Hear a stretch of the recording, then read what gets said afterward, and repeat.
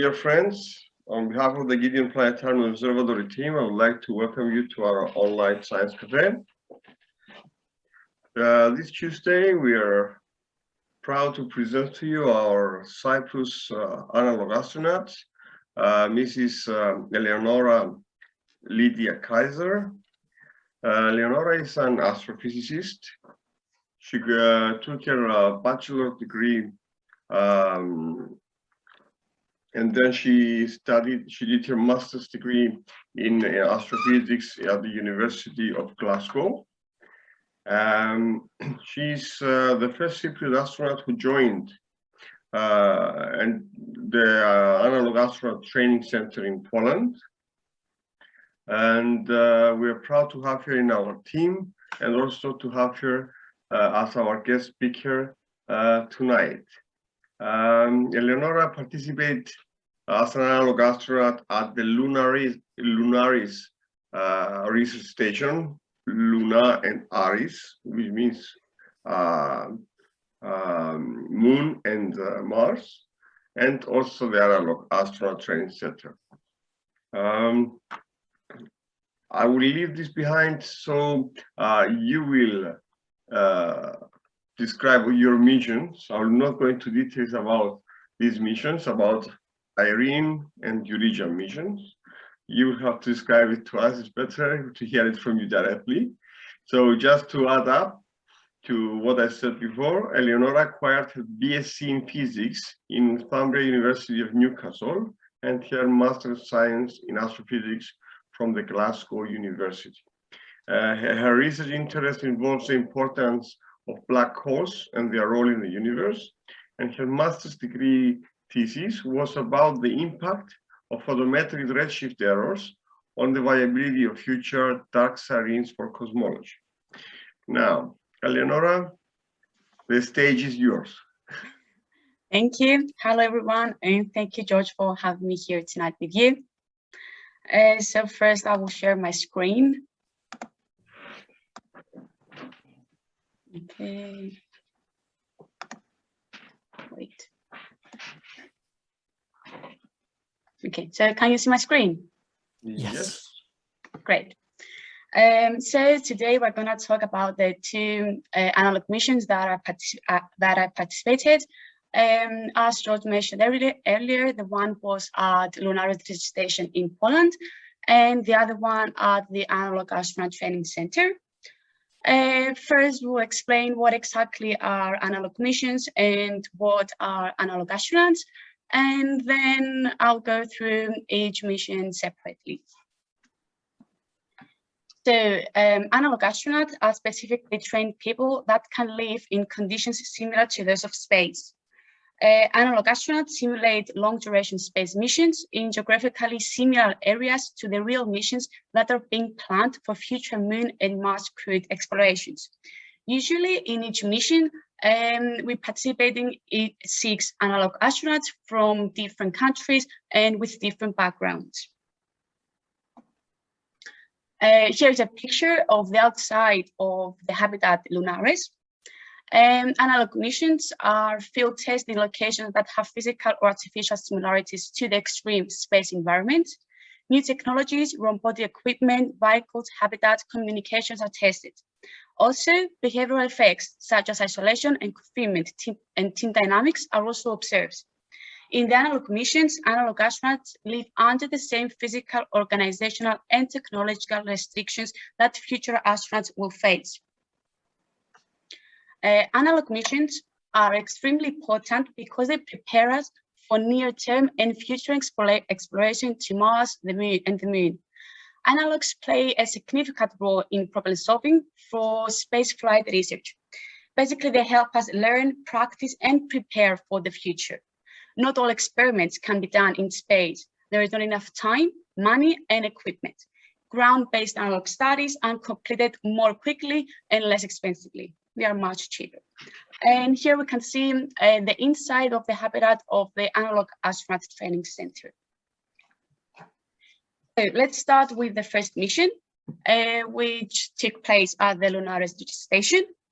It was my first mission, and it was at the beginning of September. LunAres is located in Poland, in the city of Piła. It's a facility used to simulate Martian and lunar missions, and it was built in 2017, and it was the first of its kind project in Europe. The duration of the mission that I participated was 19 days, 4 days pre-flight training, where we learned all it was needed for the habitat, as we had to survive there for the next two weeks, which was our mission. Because when the door was closed, there was no way out. So we had to face every difficulty that we may need to face during our mission. Because if you think that astronauts are actual on a mission in space, they cannot just open their spaceship and like jump. They have to face every difficulty that they have. We were 6 crew members, and we're between the ages of 21 and 27. So I was the youngest one. So each mission have, of course, a name. So the name was the first task that we had to do as a crew. We decided to name our mission EIRENE, EIRENE in Greek.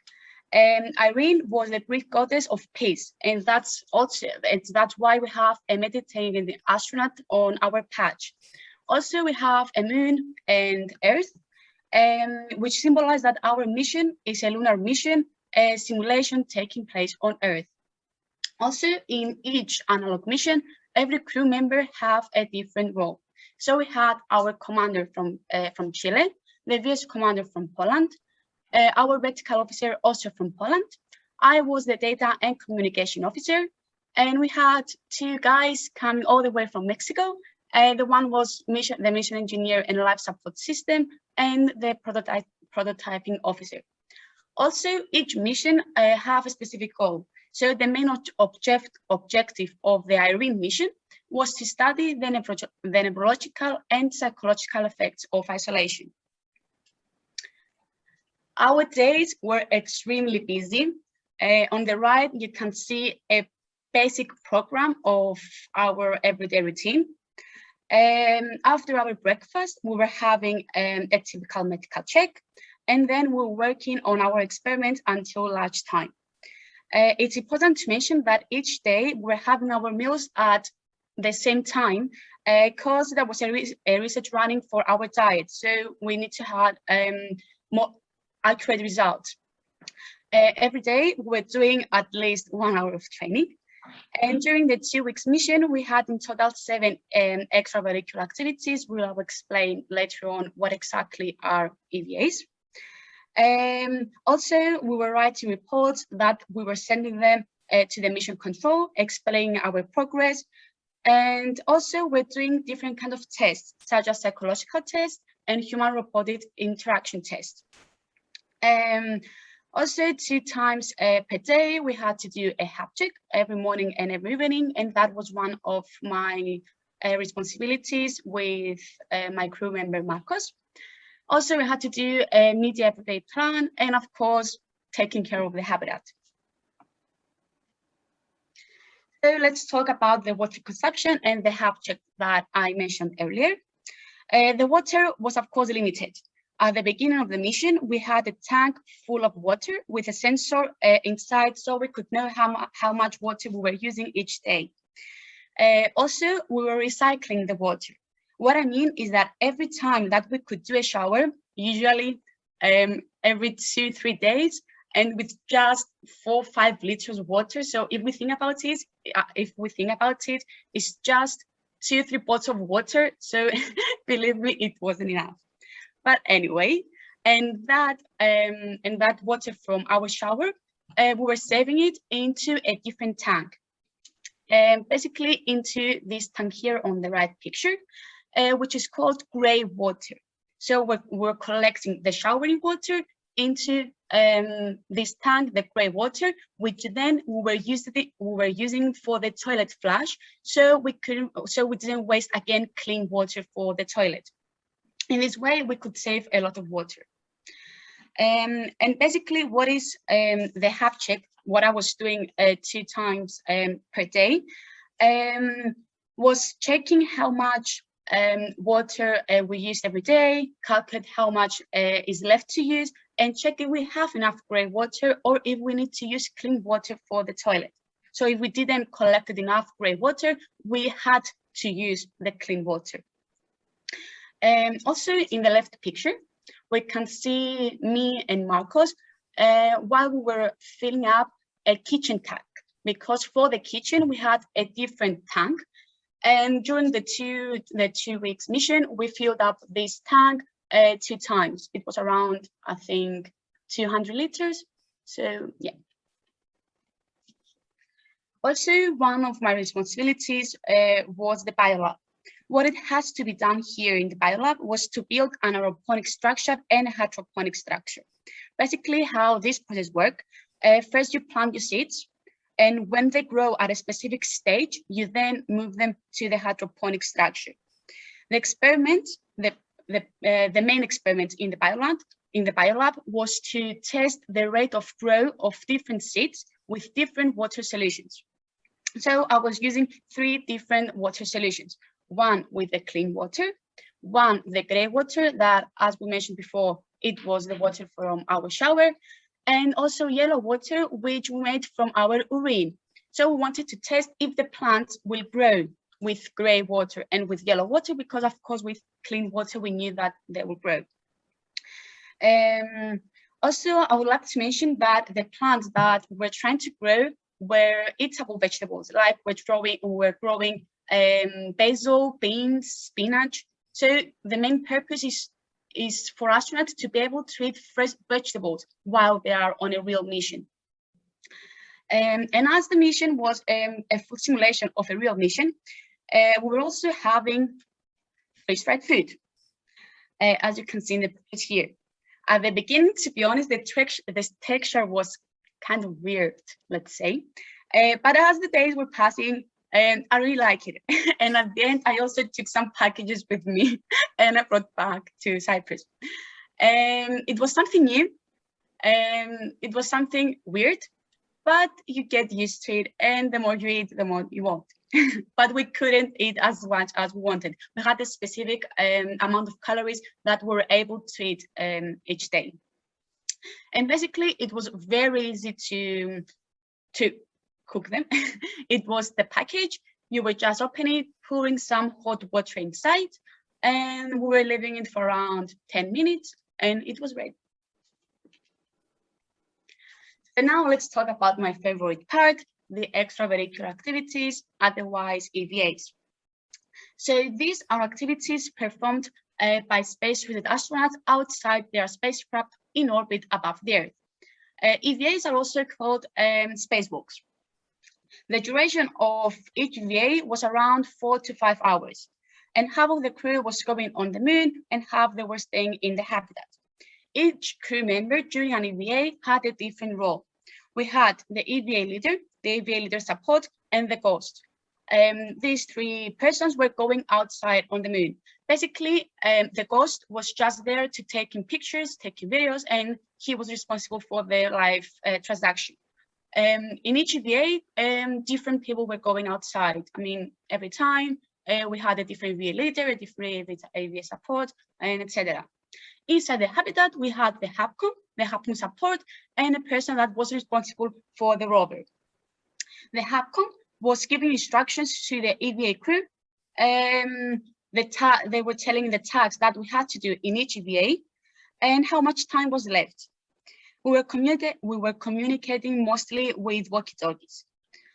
So the astronaut suits were very heavy, were very warm, because we're wearing 3 different layers below the suit that you can see here. So they were extremely warm. And we were spending around an hour to wear them. The main goal of all of the 7 EVAs that we did during my mission was to build solar panels on the moon. And believe me, was not the easiest task to do, because we had to think, how is it possible to do it? We needed to find a way to be stable. And also, we were trying to find the easiest way to build this structure on the moon, because with that suit, with the astronaut suit and these big gloves was not easy at all to work. So here we can see some pictures from the EVAs. The first picture is the HubCom. So we had different laptops. There were cameras, so we could see what is happening on the moon.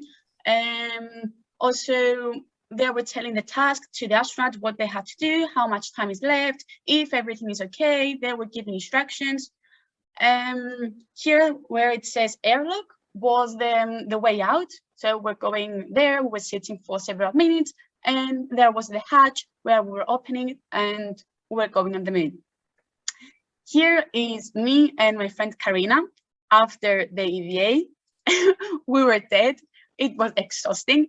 I remember that EVA was the one that we were 2 girls there, and we had to move all the solar panels from the habitat outside on the moon. So we had 3 different solar panels. We had to find a way how to connect them to be a stable structure for the solar panels. And it was difficult because the hatch was very narrow and very small, and with the suits and carrying all this stuff with us, it was exhausting. And here is a picture before going outside. And I think that's all from my first mission. It was very nice. It was a new experience for me that I was really looking forward to. I was lucky because all the crew members that I was with, they were perfect. Usually it's very often to have a lot of arguments and tension during a mission, but in my mission, we didn't have any of those things. And it's weird because you are with 5 unknown persons, but in just a few hours, you become friends and you become like a small family there. So now let's move on to the second mission, which took place at the Analog Astronaut Training Center and was near Krakow, south of Poland. Analog Astronaut Training Center is a private company which accelerates human spaceflight scientific studies, and it specializes in operational trainings for scientists, engineers, space enthusiasts, and future astronaut candidates. The duration of this mission was 8 days. We were again 6 crew members, and we were between the ages of 21 and 29. This mission was called EIRENE, from Yuri Gagarin, who was the first cosmonaut that went into space in 1961, so exactly 60 years ago. So to honor him, we named the mission EIRENE. Again, everyone had different roles. We had our commander from Scotland, the vice commander from Italy. I had the role of the astrobiologist. We had the communication officer and 2 space engineers, Salome from France and Shomek from Poland. So as we can see, we were from different countries, different ages, and different backgrounds, because each of us can help differently in each mission. The main experiment of this mission was privacy in space. So a big difference between this mission and the previous one was that in this mission, we didn't have water at all. So it was a fully simulation of the International Space Station. For shower, we were using wet wipes, which we're also counting them. I mean, we're writing each day how much wet wipes we're using. For example, today I used 6 wet wipes because they were doing research about it. I mean, how many wet wipes does an astronaut need for each day? So believe me, we're writing down everything that we were doing during the mission. We were also doing 5 medical checks per day, plus another 2, one before training and after training. So in total, we were doing 7 medical checks per day. It was tiring because we were waking and someone shouted like medical check, and we had to stop everything and do our medical check the same day, the same time each day. But okay, we're getting used to it. Also, a huge difference between these 2 missions, it was about time. So in this mission, we were not only isolated from light because there were no windows, no doors, we couldn't see the light from outside, but also we were isolated from time. So we had no idea what time it is. We had distractions from the mission control. So some days we changed our phones and our laptops to India time zone. Other days we changed our clocks to Texas time zone. And also our day was starting from time 0. So for example, I was waking up and my phone was writing that it was 2 a.m. but mission time was 0. So I was starting my day at 2 a.m. Then at mission time 1, so my phone was saying that it's 3 a.m. I was having my breakfast. So it was so confusing. It was so confusing. I mean, every day we're like, what time is it? And what time is it? We're waking up at time 0 and we were sleeping around time 17, 18, mission time. Honestly, we had no idea what actually time is. And if it was night, if it was day, if there was light outside, we had no idea. And it was so confusing for our brains. As we said, the main experiment of the mission was privacy in space, and is an extremely important experiment because astronauts do not have privacy, which in long term can cause mental and physical health problems.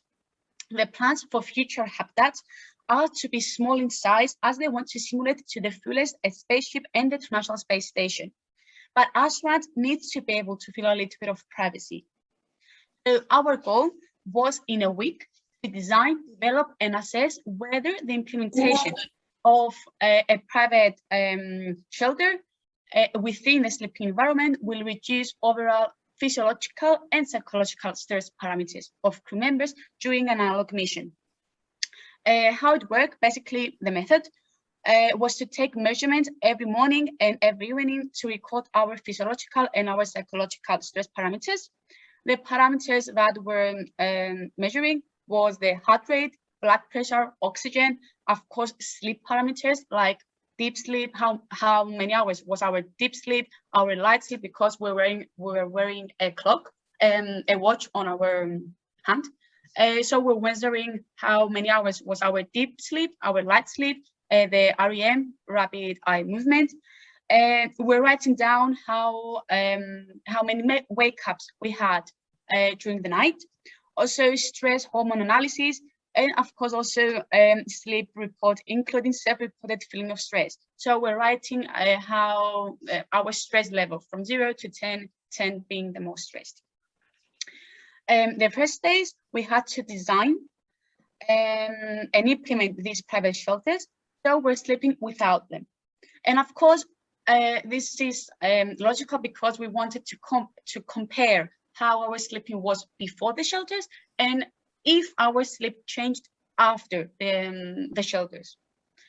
Then for the remaining of the mission, 2 members were the active controls, so they did not have a private shelter. 2 other members had a white shelter, which, let's say, it was kind of see-through there, so they did not have full privacy. And other 2 members had a black shelter, which was fully isolated from the rest of the habitat. Here you can see me in a black shelter, so you could not see anything outside of that black shelter, and no one could see what is happening inside from the shelter. The data for this experiment is now analyzed and will be presented in a future publication on an open access journal. And also some additional parameters that we can add to this experiment is to check the effect of LED lights. So we already added LED lights into the shelters, but we did not count them in our experiment. We just wanted to check the shelter on its own. Also, we can check the effect of personalizing the chamber, and also to check if the use of shapes and images have any effects on our sleep, because there are some specific shapes, like let's say circle, that tend to relax people. So they might make our sleep more comfortable, relaxing, easier. Also, this experiment was presented by me at the International Astronomical Congress in Dubai. Basically, this Congress is the world's biggest space event.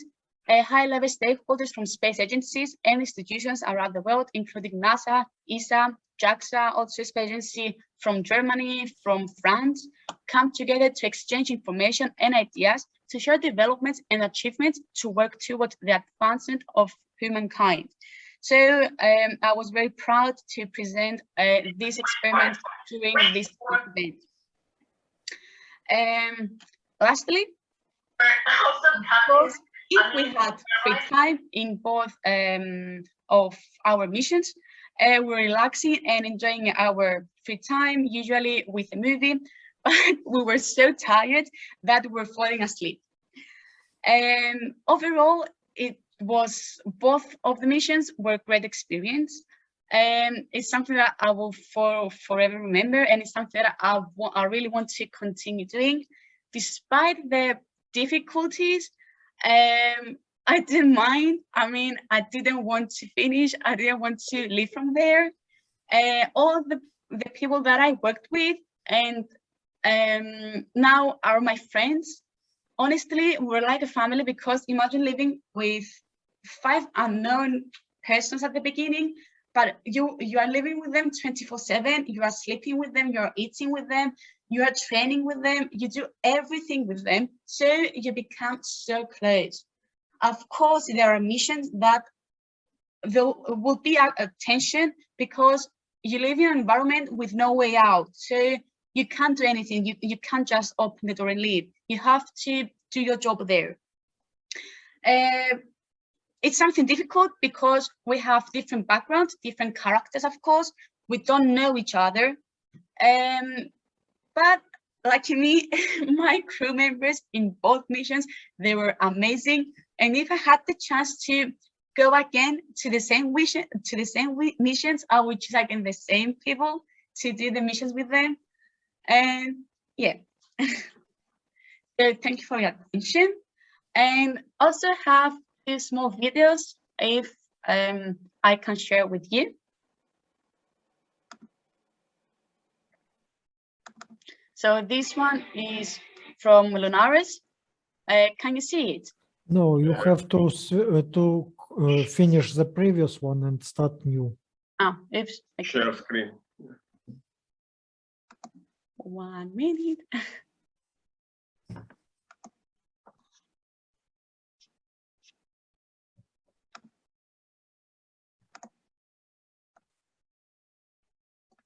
Can you see now? Perfect. Okay.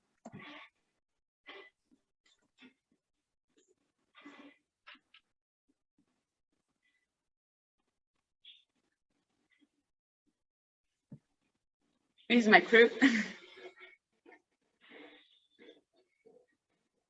And these are the layers that we're wearing under the astronaut suit. And here are the exoskeletons.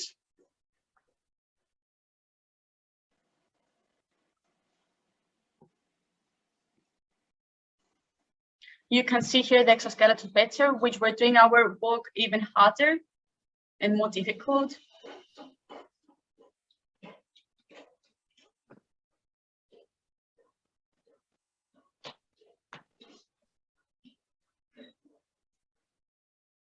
This is the inside of the habitat while we're having an EVA. So here was the HubCom. And we're getting instructions from the walkie-talkies. Karina was my personal trainer.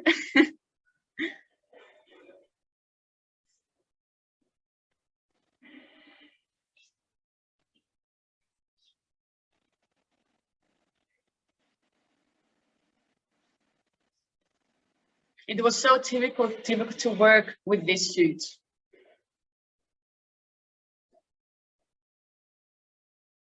And this was our final result.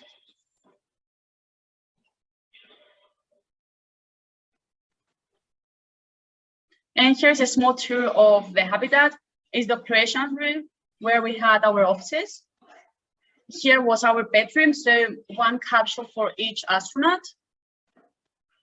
The kitchen. the pilot lab where I was spending most of my time.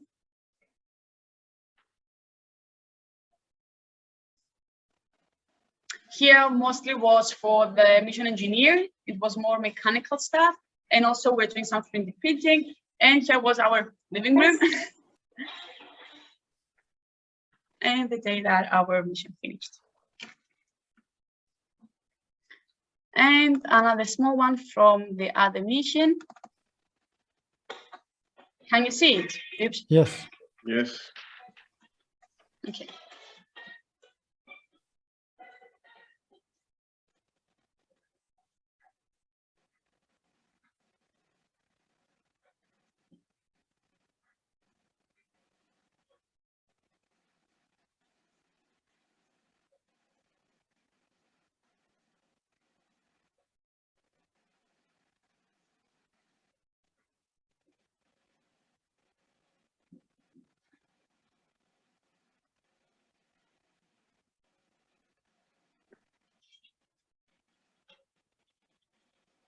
I will mention about the cockroaches later. I forgot.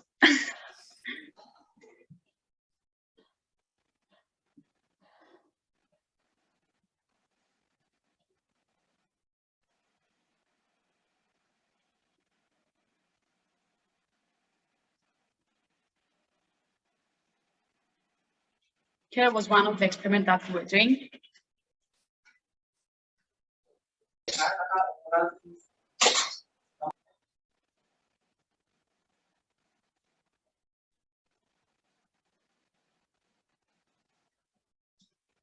And of course, I just put the secret plug there so everyone could see it.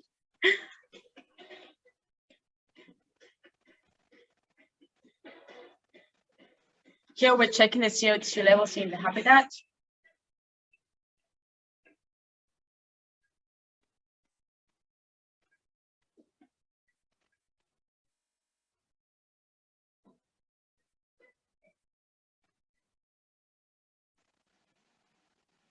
And that's the end.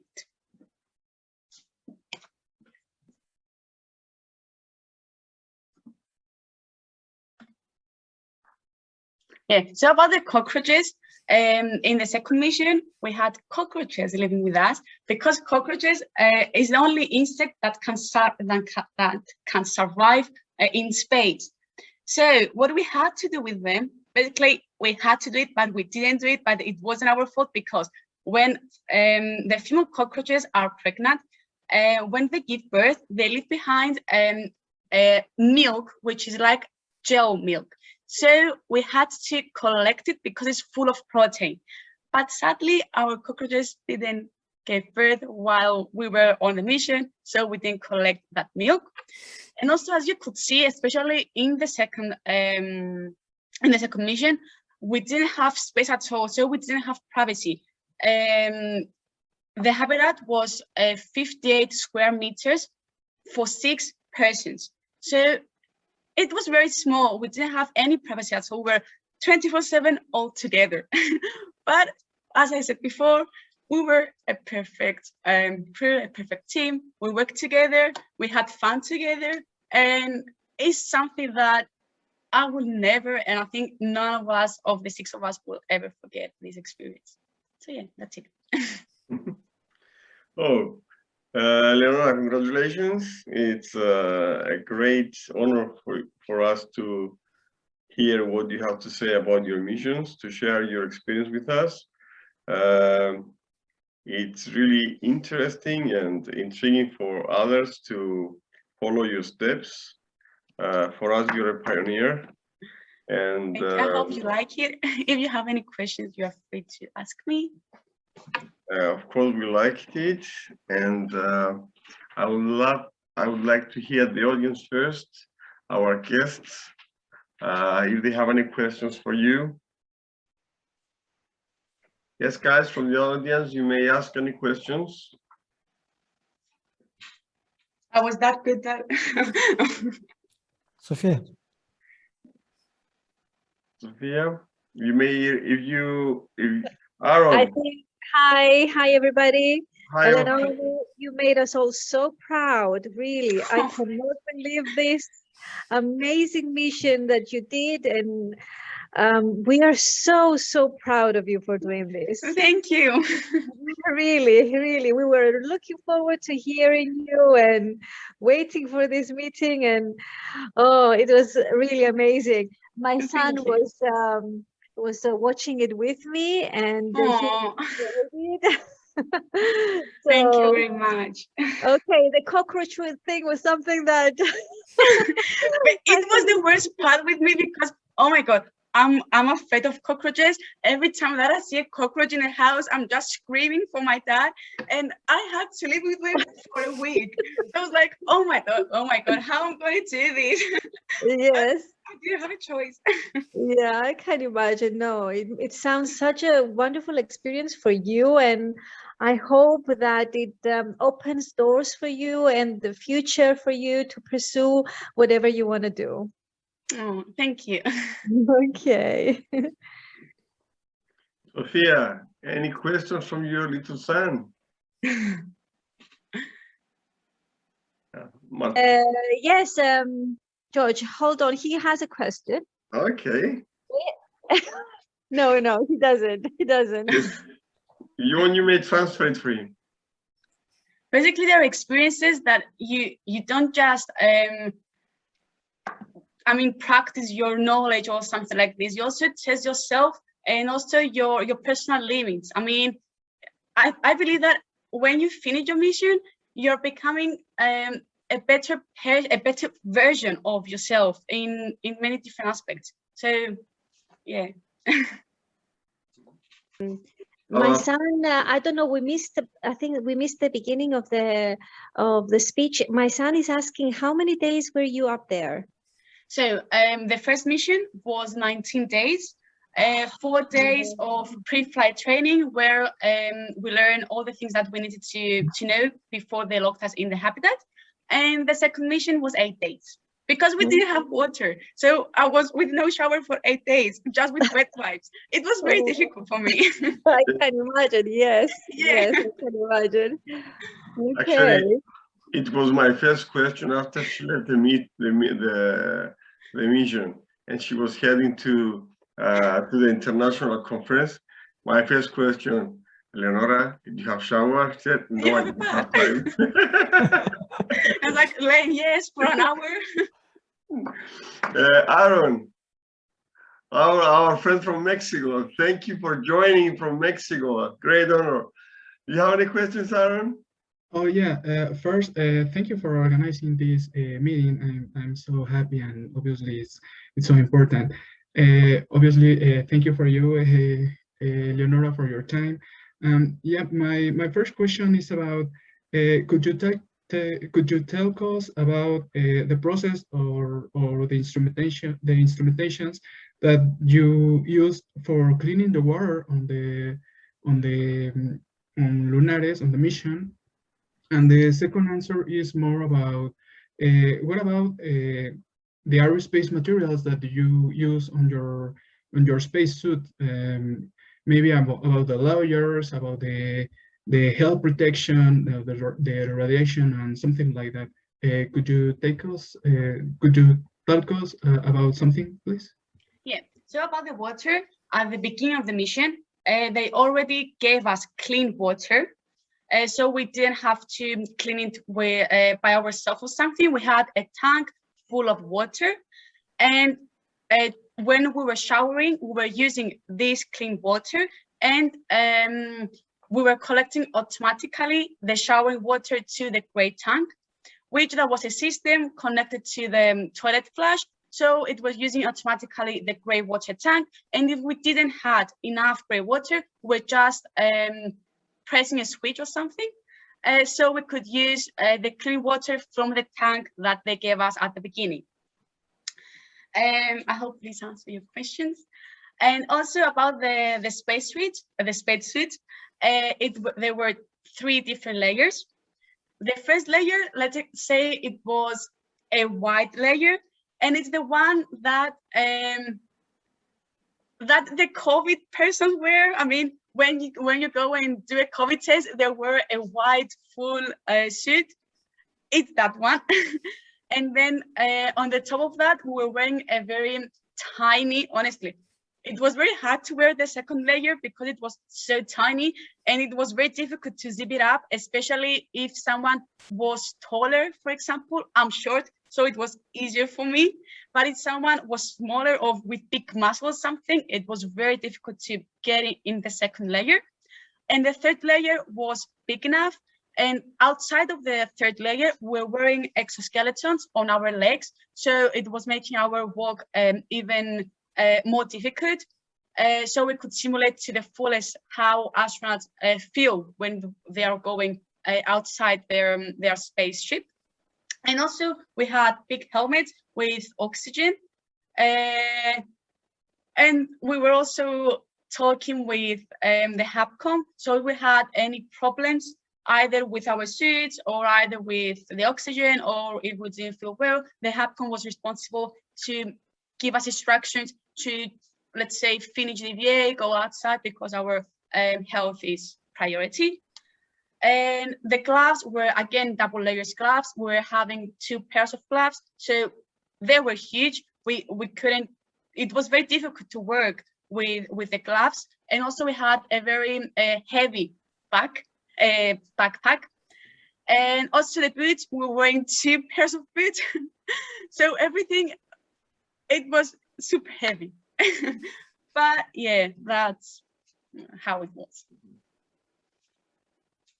Great. Thank you. Thank you. I have a question related to the temperature. So what was the average temperature inside the habitat? What was the temperature outside the habitat? This is my first step, if you want to, if you remember this, the temperature. And then the second part of the question is that, were you sweating a lot? Didn't you have any risk of dehydration? Or did you have a lot of liquid intakes? So about the second question, we were sweating, especially during the EVAs. We were sweating a lot. Of course, during our training, there was a specific amount of water that we had to drink each day. It was 2 liters per day minimum. And within, we were not allowed to take any caffeine, but we were allowed to drink teas. For example, now that I mentioned caffeine, for me it was very difficult because in my everyday life, I'm drinking 2-3 coffees per day. So to cut coffee from one day to another, it was very difficult. It was a shock for myself. So I had a lot of headaches, especially the first days. But yes, we had to drink a lot of water. And about the temperature, I was the only one that I was all the time cold because I'm from Cyprus. So as we know here, the weather is so warm and we have sun every day. So I was very cold. We know that outside was extremely cold because it was in Poland. So it was cold there. But inside, the temperature was okay. Basically, it was okay for the others, but I was cold. So I was wearing my jacket and I had my blanket with me. And I'm like, okay, guys, I'm okay. And the temperature was room temperature or normal room temperature? It was room temperature. Or, basically, yes. We just had to pay attention in the biolab because plants cannot go above 24 degrees. So we needed to take care of the biolab to keep the temperature below 27, otherwise the plants will be dead. Mm-hmm. That's good. Okay, that answers my question fully. Next question. What's about the special extravehicular activity? There was one special. What was it about? You're talking about the 6 pre-planned ones and the 1 emergency one. Yes. Okay, so what happened here? We had 6 pre-planned ones. So for each EVA, we know what we have to do. We have a goal, we need to achieve it, specific tasks that we need to do. But during a specific, I think during the EVA 3 or 4, we lost a walkie-talkie outside on the moon, and also something fall out of the helmet. So we had to do an emergency VA to go on the moon and find what we lost. So that was our emergency one. And as we had the chance, because we were communicating also except from the walkie-talkies, we're communicating also through Zoom because we're doing some live transactions.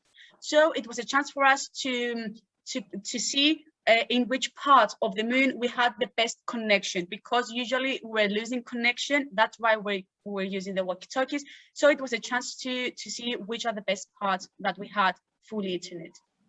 So that was the emergency one. So the extra-vehicular activities were controlled or directed from the control room. So you were given instructions to proceed, I mean, directions, go right, yes. go left, do this, do.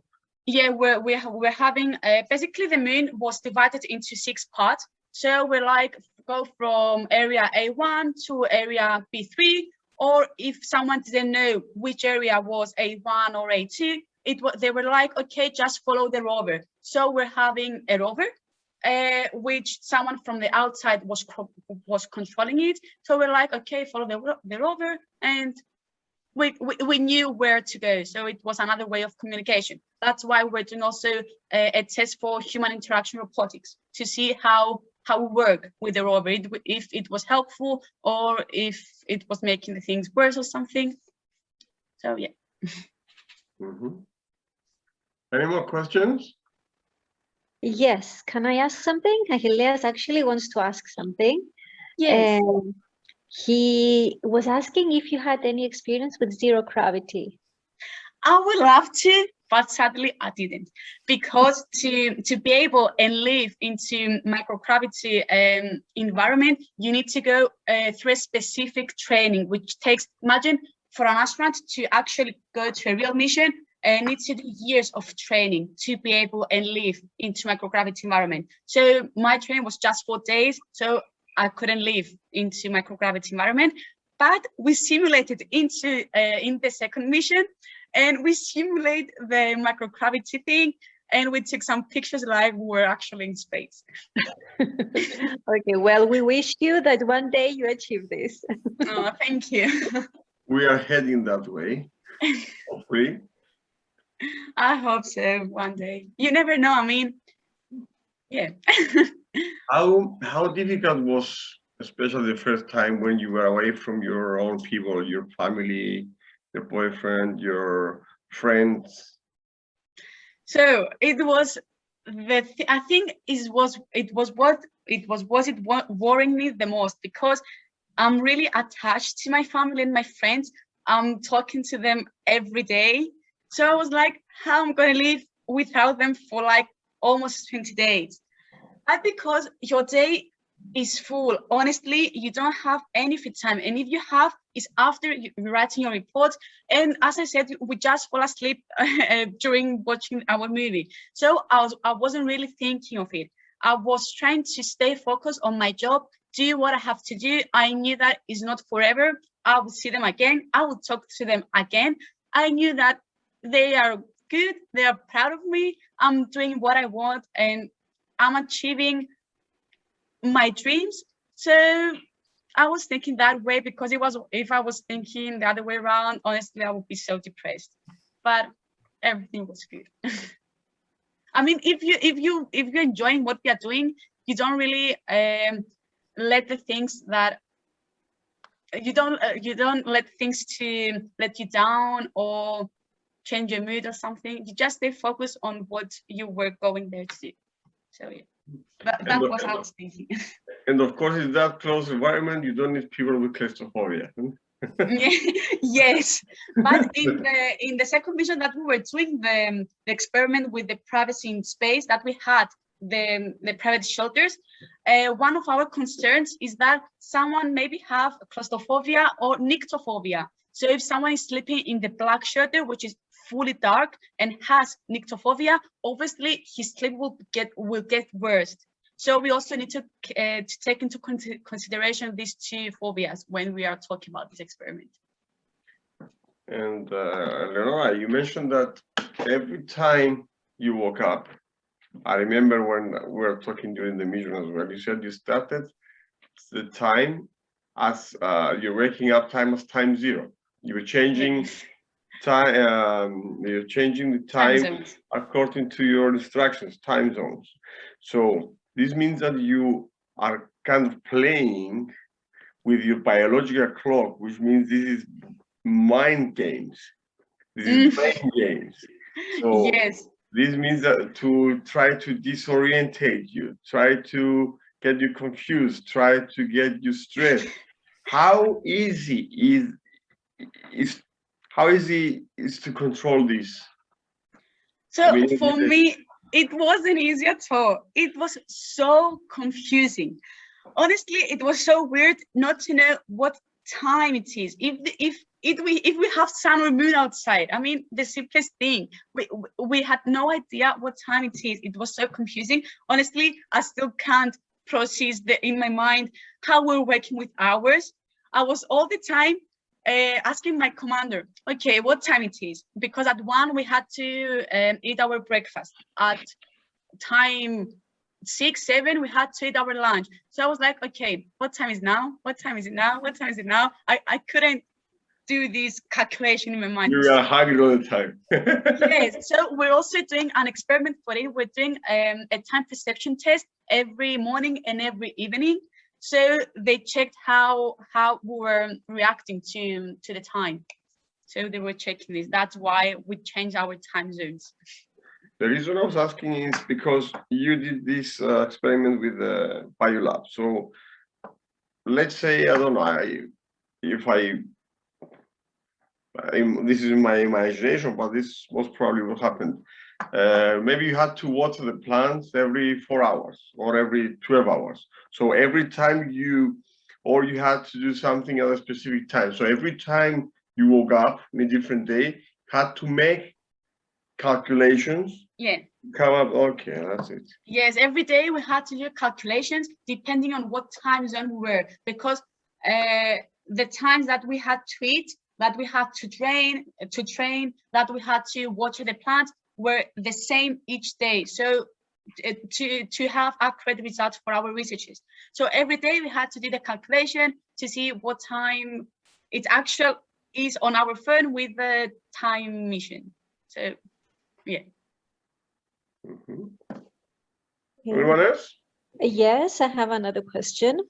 Eleonora, did you have, by the end of your mission, did you evaluate any skills that had increased by the end of the mission?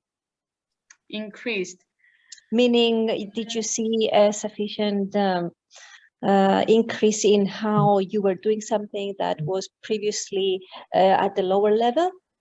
So I think I increased my problem solving skills because when we had a problem, we had to think with a clear mind and not panicking, of course. So I was kind of a person that when something is not going on the way that I programmed it to go, I'm kind of panicking because I need to change my plans. But during the missions, I couldn't do this. I mean, I had to face every difficulty that was coming in my way. So I had to be calm and just find a way to get over this difficulty. Also, I increased my patience. I didn't know that I have that patience. And also, that's for everyone. Yeah, now I have all of us. And also, I'm the person that I was sleeping 10, 11 hours per night. But during the missions, I was sleeping 5 hours, maximum 6. I mean, there were nights that we were sleeping 3 hours. Honestly, all the time we had things to do. So now I'm sleeping less. That's good. Very good. Yeah. Okay, thank you. You're welcome. Anyone question? Irene, Dennis, Venice, Katie? Yes, one more question.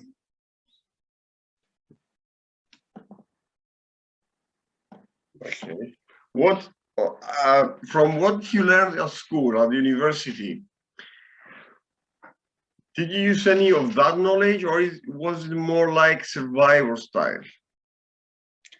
General knowledge. So, I mean, did it help that you're an astrophysicist, or? Look, I'm a person that I'm like trying new things. That's why in the second mission, I choose to be the astrobiologist. I have no idea of biology, but I wanted to learn more about plants in space. So my astrophysics background didn't help me in the astrobiologist because it was my choice to do something new. In the first mission that we had to think of a structure of the solar panels, we needed physics background, that was my bachelor's, and also mechanical background that the two guys from Mexico had, because we needed to think how we can connect the solar panels and make a stable and solar structure of the solar panels. So of course your background plays a role, but yeah, I mean, you don't have to be from a specific background to participate in an analog mission.